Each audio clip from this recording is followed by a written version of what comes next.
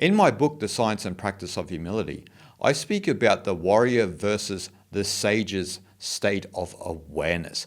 Now, what am I talking about when I speak about this? Well, before we get into that, if you're interested in my book, The Science and Practice of Humility, I have a link for the book in the description and in the pinned comment. And if you're interested in my work and would like to meet me in person, I have 2 upcoming tours to Nepal in November and to South India in January next year. A link for both tours, or pilgrimages if you will, are in the pinned comment. Now, getting back to the warrior versus the sage, what am I talking about here? Well, what we're really talking about is not a warrior versus a sage per se, but more about a state of awareness or a state of perception. Now, first, if we look at the warrior, right, in this analogy, the warrior is caught in the details of life, right? So they're involved in the world. So they're in the world and they're trying to change the world according to their own conditioning and their own world view, right? So this is where most people live in this state. People would like to make the world in their own image. And this is what the warrior wants. The warrior wants to make the world in their own image. And so they have a personal agenda which is based on their conditioning. So they're caught in the details of life, right?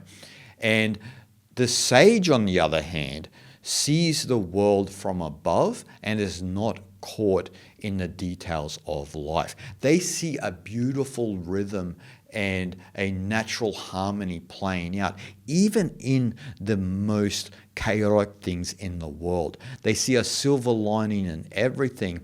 They see it for what it is. They're not caught in the detail because they're not operating from their own conditioning, right? They're not saying that bad things don't happen, but they understand that there's a greater rhythm and harmony happening in the world, and there's a greater perspective that from our puny intellects we cannot understand. This builds the premise of such teachings that we find in the I Ching, right? Where the I Ching state that even in the most grotesque things that we can think of throughout history has led us to where we are now. Whether you agree that is good or bad is beside the point, because where we are is where we are. And if you want to fight that, then you are fighting history and you are fighting things that happened a long time ago. So good luck with that, right?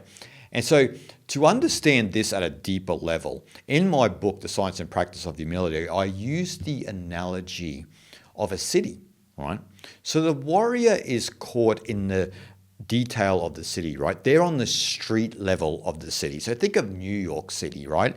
They're on the street level of New York City, caught in peak hour traffic. Horns blaring everywhere, people walking to the subways. There's a lot of activity going on. And that's where the warrior's state of perception is at, right? They're caught in the detail. They are involved in the world, right?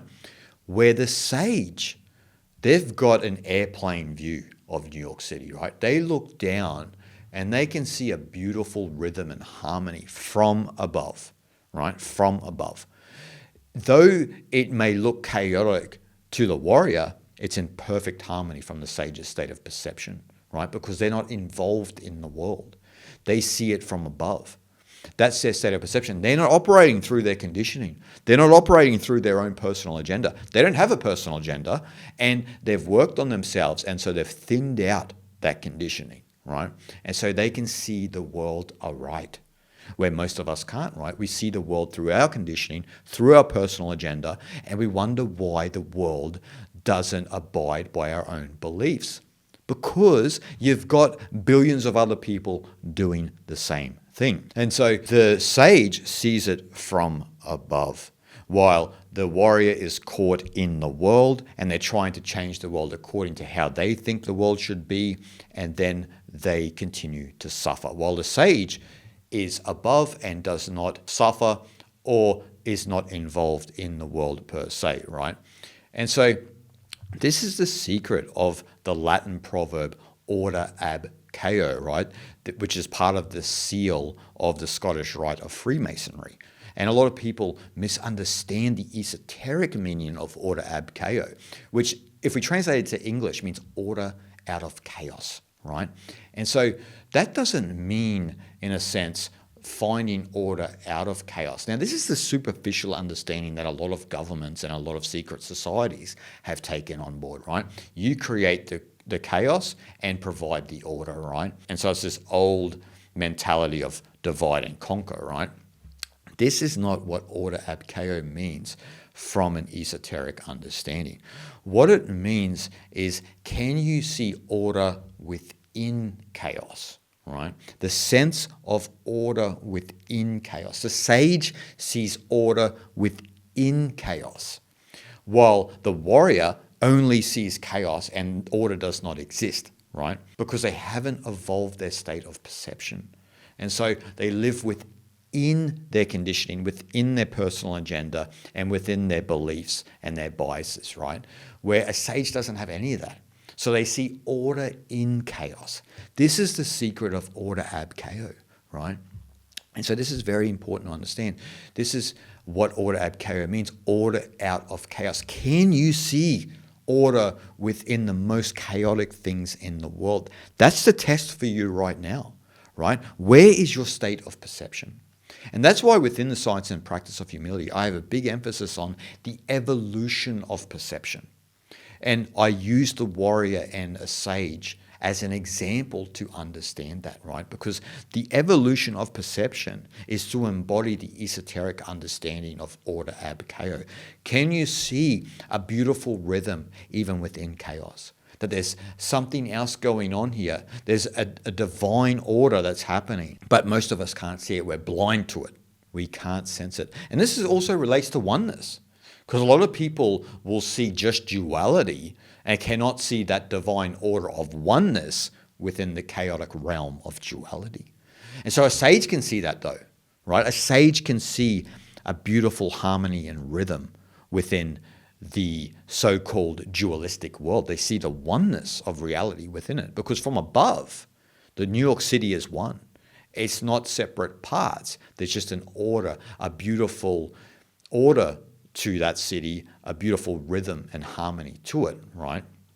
But you cannot see that when you're on the street level fighting peak hour traffic, where the warrior lives, right? Where most of us live, right?